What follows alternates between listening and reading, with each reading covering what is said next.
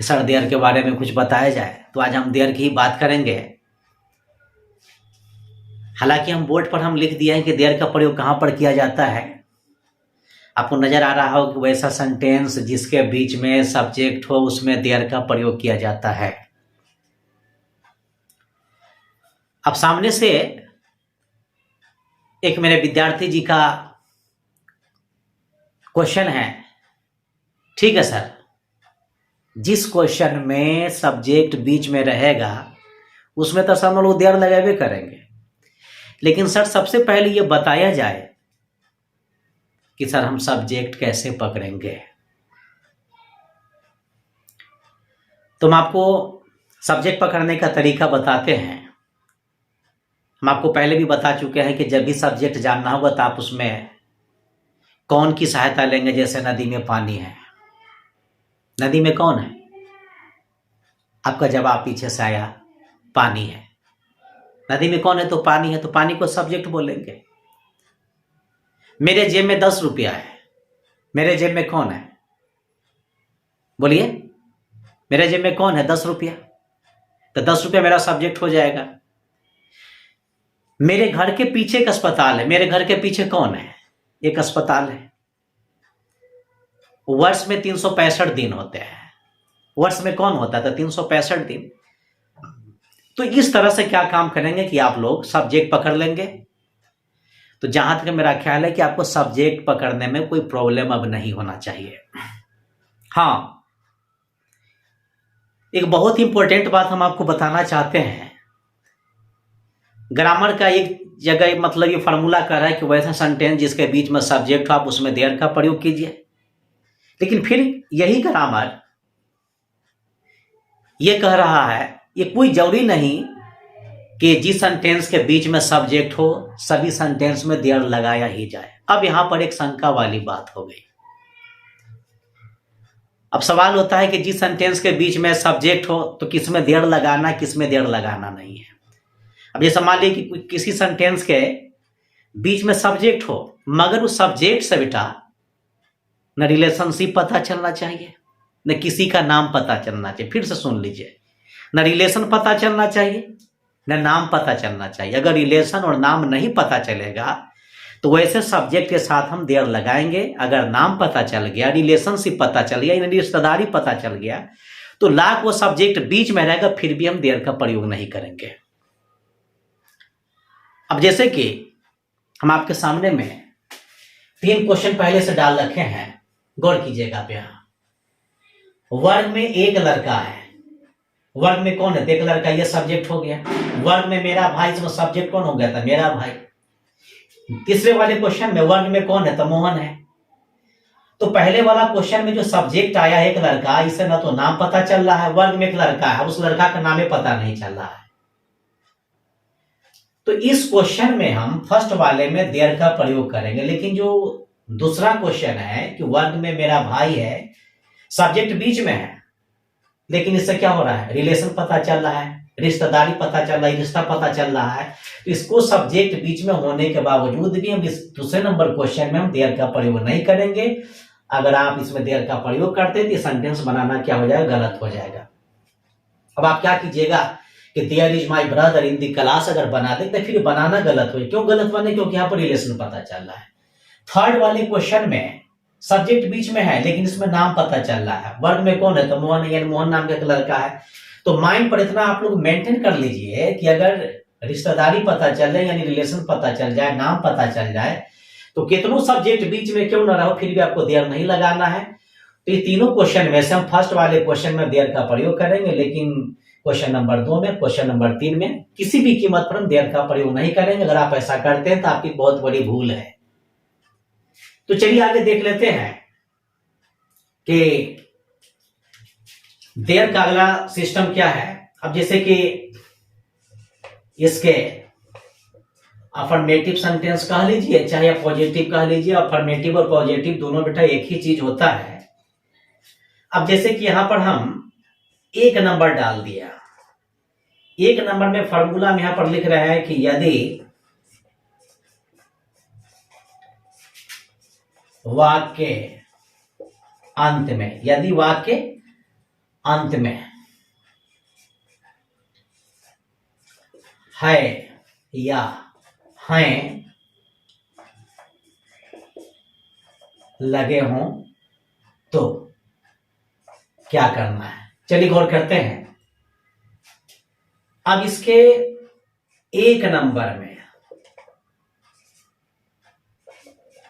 Roman number 1 में देख लेते हैं। सिंगुलर नंबर के साथ आप लोग यहां पर देयर इज लगाएंगे और प्लूरल नंबर के साथ यहां पर देयर आर लगाएंगे। अब जैसे कि क्वेश्चन देख लेते हैं यहां पर हम के क्वेश्चन है, सड़क पर एक लड़का है। सड़क पर एक लड़का है। चलिए देख लीजिए आप यहां, सड़क पर एक लड़का है। अब आपके मन में एक प्रॉब्लम क्रिएट होगा यहां पर कि सर 1 2 3 4 5 5 वर्ड है सर, शुरू कहां से करें कि सही हो जाए। तो ज्यादा टेंशन नहीं लीजिए। सबसे पहले आप क्या काम कीजिए, पढ़ है ना, हाँ, पढ़ के इधर एक पार्ट कर दीजिए और पढ़ के इधर क्या काम कीजिए, अलग पार्ट कर दीजिए। ये आपका 1 हो जाएगा और ये वाला क्या हो जाएगा, 2 हो जाएगा। लड़का कितना है, एक है। फॉर्मूला क्या कहता है कि अगर एक लड़का हो, अगर एक वस्तु हो, अगर एक व्यक्ति हो तो उसको सिंगुलर बोलेंगे। सिंगुलर के साथ क्या लगाइए, बुझा रहा है ना पीछे, देयर इज लिखना है। तो आप लोग यहां पर क्या लिखेंगे बेटा, यहां पर देयर, देयर के बाद क्या लिखेंगे, इज। अगर यहां पर एक लड़का नहीं लड़के होता तो यहां से हम इज हटा देते, आर लगा देते, लेकिन यहां पर लड़का है कि इसलिए आपको इज ही लगाना पड़ेगा। अब एक लड़का है तो बेटा क्या लिखेंगे यहां, अ बॉय। ये 1 पार्ट खत्म। अब कहां चलेंगे, सेकेंड पार्ट में क्या बचा, सड़क पर। तो सेकेंड पार्ट में यहां पर हम क्या लिखेंगे, ऑन दी रोड। तो ये मतलब देयर इज ए बॉय, ये 1 पार्ट का हो गया, एक लड़का, there is a boy. Second part में सड़क पर है तो सेकेंड पार्ट का हो गया। तो जहां तक मेरा ख्याल है कि आपको यह समझ में आ गया होगा। अगली क्वेश्चन हम देख लेते हैं। आपकी अगली क्वेश्चन है कि नदी में पानी है, नदी में पानी है। आप इसको भी डिवाइड कर लीजिए आराम से। में के इधर एक भाग, कैसे यहां पर, यह पर के इधर एक भाग, उसी तरह में के इधर एक भाग और इसकी इधर ये एक भाग। तो दुनिया में वह चीज जिसको गिना नहीं जाए उसको हम क्या कहते हैं, सिंगुलर नंबर। सिंगुलर नंबर के साथ क्या लगाइएगा आप लोग, देयर इज लगाइएगा। चलिए हम देयर इज यहां पर हम लगा देते हैं। देयर, देयर के बाद इज, पानी है तो क्या लिखेंगे बेटा यहां पर आप लोग, ये वाटर लिखिएगा। रहा सवाल नदी में है तो नदी में अंग्रेजी क्या लिखेंगे आप लोग यहां पर, इन द रिवर। आप लोग ऐसा क्वेश्चन हम जहां तक मेरा ख्याल है कि पहले भी बनाए होंगे। चलिए अगली क्वेश्चन पर हम गौर करते हैं। अगली क्वेश्चन है यहां पर कि सप्ताह में 7 दिन होते हैं। सप्ताह में 7 दिन होते हैं। कहां से डिवाइड कीजिएगा, अभी थोड़ा देर पहले मैं आपको बताया कि डिवाइड कहां से करना है। यानी मे के इधर एक भाग और मे के इधर एक भाग, ये फर्स्ट भाग, इसको फर्स्ट मानेंगे और इसको क्या मानेंगे, सेकंड मानेंगे। सप्ताह में 7 दिन होता है। सवाल होता है कि यहाँ पर एक नंबर के लिए देयर इज लगाना है कि देयर आर लगाना है। हम आपको बतला चुके हैं कि प्लूरल, 7 दिन क्या हो जाएगा, प्लूरल यानी बहुवचन। इन बहुवचन के साथ क्या लगाना, देयर आर लगाना है। तो यहाँ पर हम क्या करेंगे, देयर आर, उसके बाद 7 दिन है तो 7 दिन की अंग्रेजी क्या लिखेंगे, SEVN, 7 के बाद बेटा ये डेट हो जाएगा। रहा सवाल सप्ताह में, तो ये 1 पार्ट खत्म हो गया, मेरा 1 पार्ट यहां तक आ गया। 7 दिन होते हैं तो देयर आर 7 डेज कहां पर होते भाई, सप्ताह में। तो इन अ, अब यहां पर क्या लिखेंगे आप लोग, वीक लिख लीजिए। इसी जगह हम सटा देते हैं ताकि आपको नीचे ही लिखना पड़े, इन अ वीक। तो ये सेंटेंस आपका कंप्लीट हो गया। अगली क्वेश्चन यहां पर कि खाने के लिए रोटी है, खाने के लिए रोटी है। अब जिस तरह यहां पर यह मेक इधर एक पार्ट किए, उसी तरह ये जो के लिए है ना, इसको वन पार्ट, इसको एक पार्ट मानेंगे और इसको सेकंड पार्ट, तो ये फर्स्ट पार्ट ये सेकंड पार्ट हो जाएगा। रोटी है तो रोटी यहाँ पर सिंगुलर नंबर में है, यानी एक वचन में, तो सिंगुलर नंबर के साथ क्या डालिएगा आप लोग, देयर इज डालिएगा यहाँ पर। चलिए यहाँ पर हम देयर इज लिख दिए। रोटी, रोटी का अंग्रेजी क्या लिखेंगे, ब्रेड। अब पीछे से मेरे एक विद्यार्थी जी का सवाल है कि सर ब्रेड के पहले तो छोड़ दिए आप। तो बेटा रोटी आटा से बनता है और आटा गिनने की चीज नहीं है, तो दुनिया के वह चीज जिसे गिना नहीं जाए उसके पहले ये लगाना भी गलत, एंड लगाना भी गलत। आप लोग भूल से भी ब्रेड के पहले बेटा ये नहीं लगाइएगा। और आगे क्या है, खाने के लिए, तो खाने के लिए क्या लिखेंगे हम, टू मीन्स के लिए, इट मीन्स खाना, कोई दिक्कत नहीं। तो ये आपका यहां तक क्या हो गया, फर्स्ट पार्ट में क्या है, रोटी है तो देयर इज ब्रेड, और सेकंड पार्ट में खाने के लिए तो टू इट, तो बन गया पूरा क्या, there is bread to eat. चलिए आगे देख लेते हैं। अगली क्वेश्चन है यहां के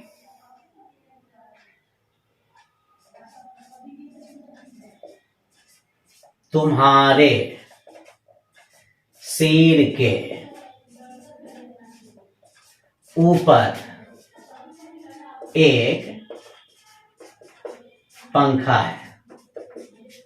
तुम्हारे सिर के ऊपर एक पंखा है, इसको भी बेटा डिवाइड करो। अब जैसे के लिए किधर किए ना, उसी तरह के ऊपर है ना, हाँ, इसको वन पार्ट यहां तक मानेंगे, इसको क्या मानेंगे हम बेटा, सेकेंड पार्ट। तो इतना माइंड पर रख लीजिए कि पार्ट से डिवाइड कर लेना है, मैं आएगा तो मैं किधर खींच देना है, अगर केली रहेगा तो केली किधर एक पार्ट कर देना है, के ऊपर है उसी पार्ट कर देना। जहां तक मेरा ख्याल है कि आपको डिवाइड करने आ जाएगा, बनाते रहिए क्वेश्चन को। तो यहाँ पर लिखा तुम्हारे सिर के ऊपर एक पंखा, पंखा क्या एक वचन, सिंगल नंबर में क्या डालेंगे आप लोग, देयर इज डालेंगे। तो चलिए यहाँ पर हम पंखा एक है तो क्या लिखेंगे, देयर इज अ फैन। चलिए वन पार्ट बन गया आपका। अब आगे तुम्हारे सिर के ऊपर, over your, HEAD, over your head, ये कंप्लीट हो गया। आगे के लाइन में देखते हैं कि टेबल के नीचे एक बिल्ली है, टेबल के नीचे बिल्ली है। बेटा इसको भी डिवाइड करो। इसको कहां से डिवाइड करेंगे, के नीचे। आप लोग कुछ बोल नहीं रहे पीछे से, क्या भाई, टेबल के नीचे एक बिल्ली है, वन एक पार्ट ये हो जाएगा और ये आपका, तो इसको हम फर्स्ट मानेंगे, इसको हम सेकंड पार्ट मानेंगे। अब यहाँ पर एक बिल्ली क्या, सिंगुलर नंबर में क्या लगाना है, देयर इज लगाने है ना, सिंगुलर नंबर में देयर इज लगाना है। तो बिल्ली एक ही है, तो आप लोग क्या लिखेंगे यहाँ पर, there is a cat, there is a cat, एक बिल्ली है, वन पार्ट खत्म। बचा कौन चीज, टेबल के नीचे, तो क्या लिखेंगे इसके अंग्रेजी आप लोग, अंडर द टेबल, TABLE। समझ में आ रहा है। एक क्वेश्चन और देख लेते हैं, एक क्वेश्चन और यहां पर देख लेते हैं हम कि इसको उठाइए, डिवाइड कर देते हैं, तो आप लोग इसी का पार्ट समझ लीजिएगा। एक क्वेश्चन है यहां पर कि मेरे घर के पीछे एक स्कूल है। अब यहां से इसको डिवाइड कर लीजिए, मेरे घर के पीछे और क्या है, एक स्कूल है, तो इसको फर्स्ट पार्ट मानेंगे, इसको सेकंड पार्ट मानेंगे, मेरे घर के पीछे सेकंड पार्ट। अब यहां पर एक स्कूल है, तो एक ही स्कूल है, तो सिंगुलर नंबर में क्या लगाना है, देयर इज लगाना है, देयर इज अ स्कूल। चलिए देयर इज ए स्कूल, मेरे घर के पीछे वन पार्ट हो गया आपका, BEHIND, behind my house, HOUSE। देख लीजिए, HOUSE पढ़ लीजिएगा इसको आप लोग। तो जहां तक मेरा सवाल उठा, इसको हम क्लियर कर देते हैं, इसको हम साफ साफ ऊपर में थोड़ा सा बढ़ा देते हैं। इसको आप लोग एज पढ़ लीजिएगा यहां पर। चलिए अगली क्वेश्चन है, मेरे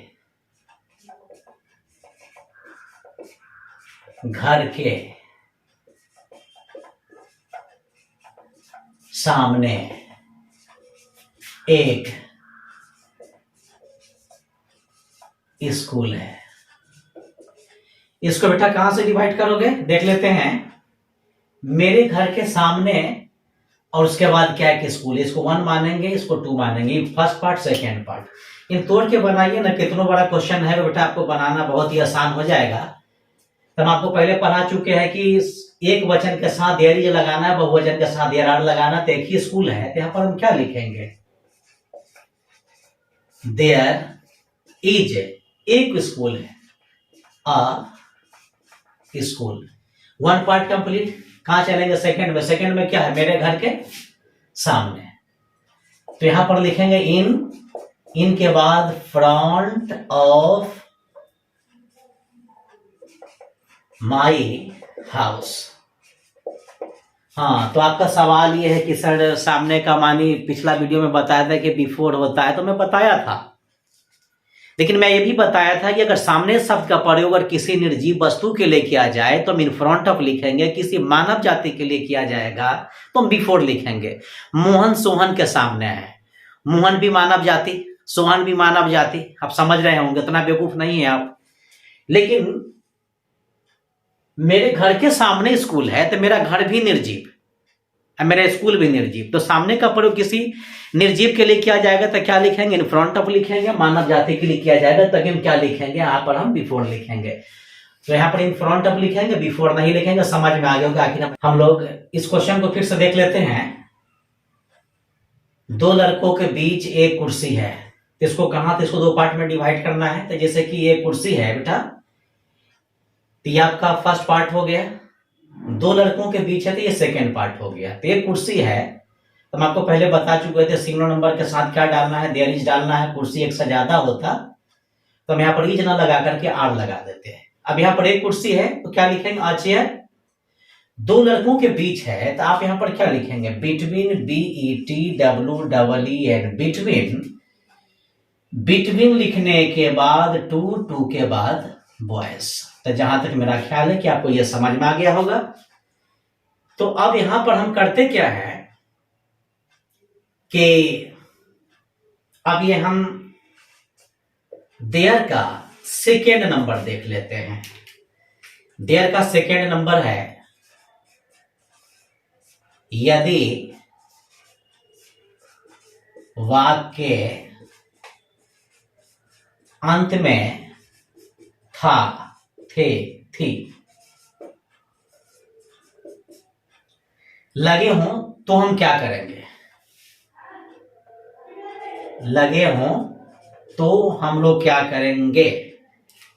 तो यहां पर देख लेते हैं, इसमें सिंगुलर नंबर के साथ बेटा देयर वाज,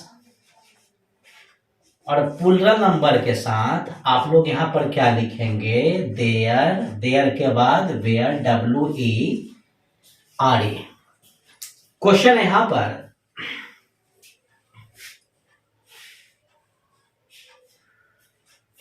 तुम्हारे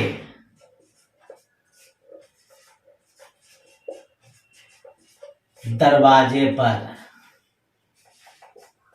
2 कुर्सी थी। इसके पहले वाले में तो आप लोग तोड़ना सीख गए होंगे। अब जैसे कि पार्ट है, इसके इधर एक पार्ट और इसके इधर एक पार्ट। 2 कुर्सी थी, कहां थी, दरवाजे पर। एक कुर्सी होता तो आप लोग क्या लिखते, देरवाज लिखते। लेकिन कुर्सी की संख्या पर एक से अधिक है तो क्या लिखेंगे, 2 हो, 3 हो, 4 हो। तो आप देरवाज न लगा करके बेटा देयर वेयर लगाएंगे। हालांकि इसको हम लोग वेयर वेयर कहते हैं ना, इसका सही उच्चारण होता है वर, वर, देयर वर। लेकिन वही जब आप लोग किसी अच्छे शहर में जाएंगे तो लोग वहां पर इसको वेयर ना कह करके वर कहते हैं। और एक चीज और सिखाया था कि सर प्रीपोजिशन कहा जाता है कि प्रेपोजिशन कहा जाता है। तो हम लोग यहाँ प्रीपोजिशन लिखा जाता है लेकिन उसका सही उच्चारण होता है प्रेपोजिशन। फिर सुन लीजिए, प्रेपोजिशन। तो यहां पर देख लेते हैं हम, 2 कुर्सी थी तो देयर वर, दो कुर्सी है तो टू, इसको चलिए हम साफ साफ कर देते ताकि आपको कोई प्रॉब्लम बेटा क्रिएट नहीं हो। TW, chairs, CHAIR, chairs. रही सवाल यहां पर है तुम्हारे दरवाजे पर, तो बेटा एट योर डोर, DOOR। तो जहां तक मेरा ख्याल है कि आपको समझ में आ गया होगा ये। इसमें एक क्वेश्चन आप लोग और थोड़ा सा देख लीजिए। एक क्वेश्चन है कि यहां पर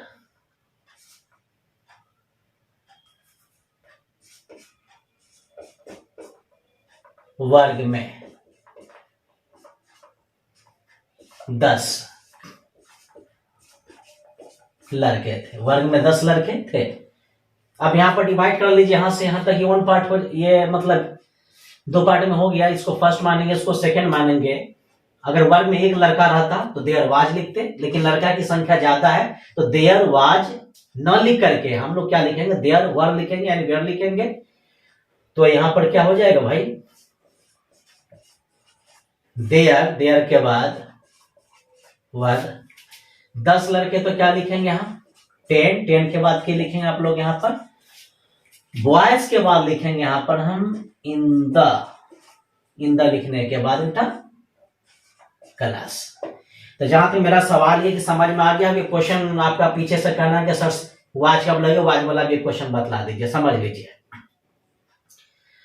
क्वेश्चन है सड़क पर एक लड़की थी। चलिए हम इतना आपको तोड़ना सिखा चुके हैं, इसको कहां से डिवाइड कीजिएगा। तो आपका जवाब आया कि सर पर से लेकर के इधर एक पार्ट हो जाएगा, इसके इधर ही एक पार्ट हो जाएगा। एक लड़की थी तो सिंगुलर में क्या लिखेंगे, देयर वाज। चलिए यहां पर हम देयर वाज लिख दिए।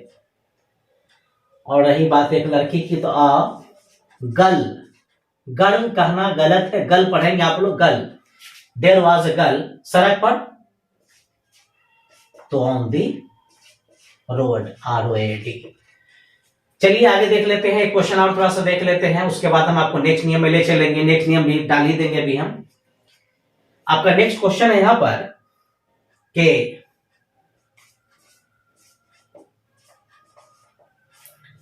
टेबल पर एक घड़ी थी।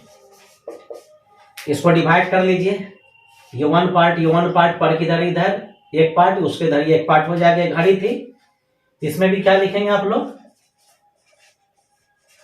देयर वाज लिखेंगे। यहां पर देख लीजिए सिंगुलर नंबर के साथ क्या लगाना है, देयर वाज। घड़ी एक है तो देयर वाज लिखेंगे, घड़ी की संख्या एक से ज्यादा होती तो देयर वेयर लिखते हैं।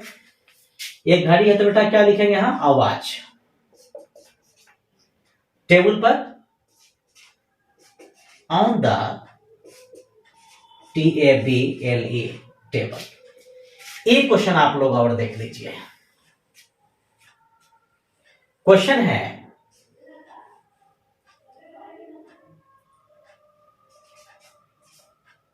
मेरे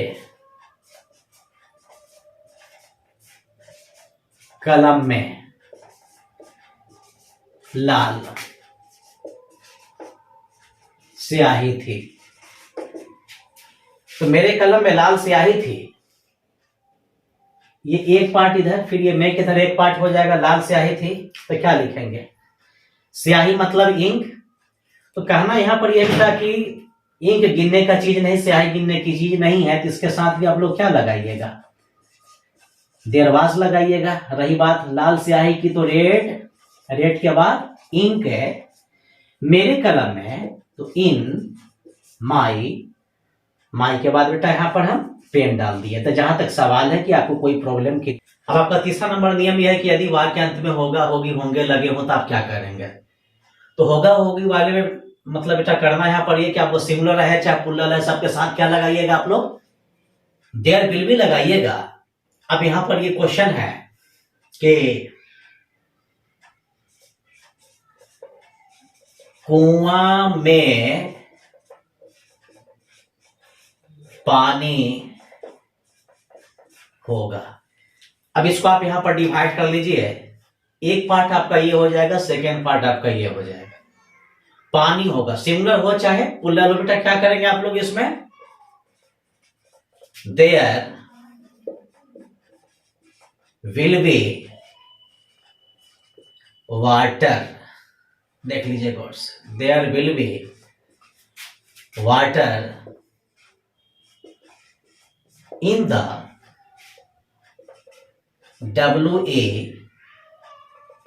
WALL। नेक्स्ट क्वेश्चन है यहां पर,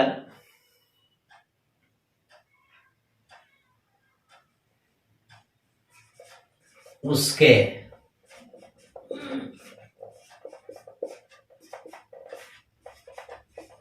गांव में 3 डॉक्टर होंगे। इसको भी डिवाइड कर लीजिए में से इधर।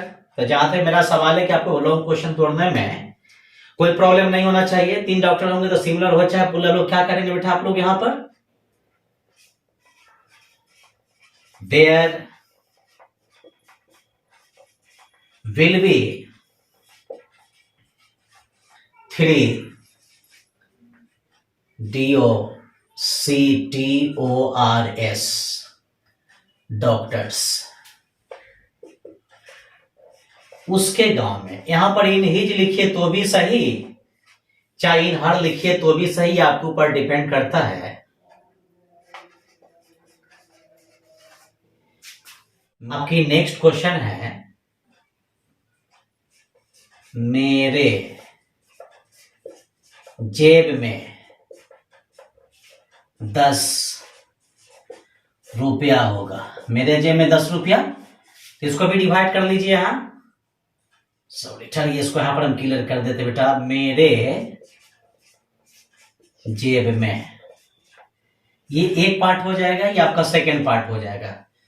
तो यहां पर क्या लिखेंगे हम, सिंगुलर हो चाहे प्लूरल हो, चाहे 1 रुपया हो बेटा चाहे 10 रुपया हो, सबके साथ बिल भी ही लगाना है, मगर कब, जब सेंटेंस के अंत में होगा रहेगा तब। तो there will be 10 rupees in my POCKET।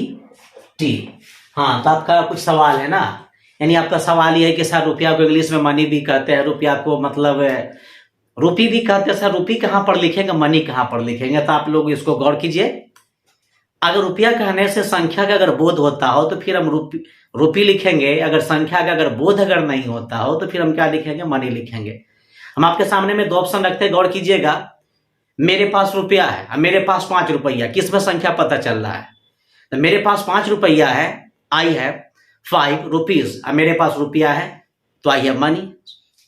तो कहने का मतलब यह है कि संख्या अगर पता चले तो रुपीज लिखना है, अगर संख्या अगर नहीं पता चले तो फिर क्या लिखेंगे वहां पर हम, मनी। कोई दिक्कत नहीं। फिर सुन लीजिए, संख्या अगर पता ना चले तो फिर क्या लिखेंगे वहां पर हम, मनी लिखेंगे। चलिए नेक्स्ट क्वेश्चन पर हम गौर कर लेते हैं। तो आपका क्वेश्चन था यहाँ पर कि मेरे जेब में 10 रुपया होगा, there will be 10 rupees in my pocket. कोई दिक्कत नहीं।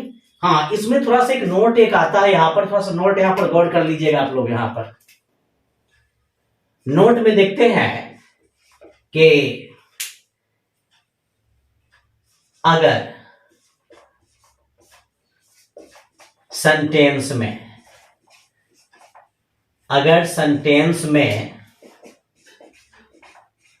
कितना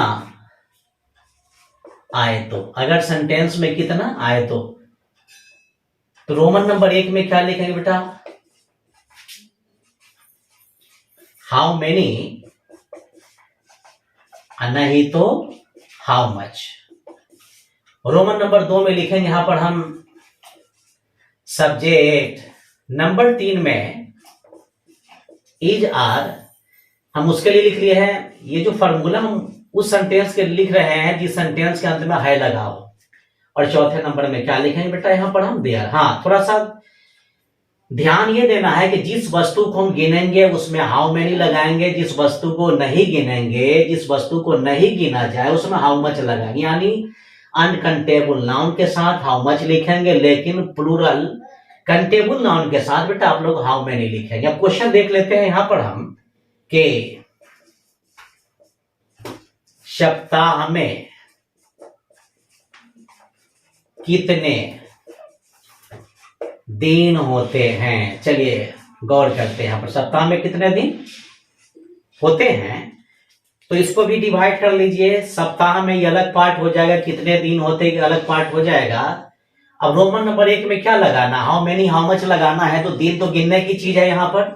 तो मैं आपको पहले बता चुका हूं कि जिस चीज को गिना जाएगा उसमें हाउ मेनी लगाना है। तो कितने, तो यहां पर हम क्या लिखेंगे बेटा, how many days. Roman number 2 में सब्जेक्ट आपका कौन हो जाएगा, दिन। तो दिन यहां पर कितने दिन होते हैं, यहां पर प्लूरल का बोध हो रहा है तो डेज लिखेंगे। हाउ मेनी डेज आपका फिर से देख लेते हैं, 1 नंबर में हाउ मेनी हो गया, 2 नंबर में सब्जेक्ट आपका दिन है तो हम डेज लिखेंगे।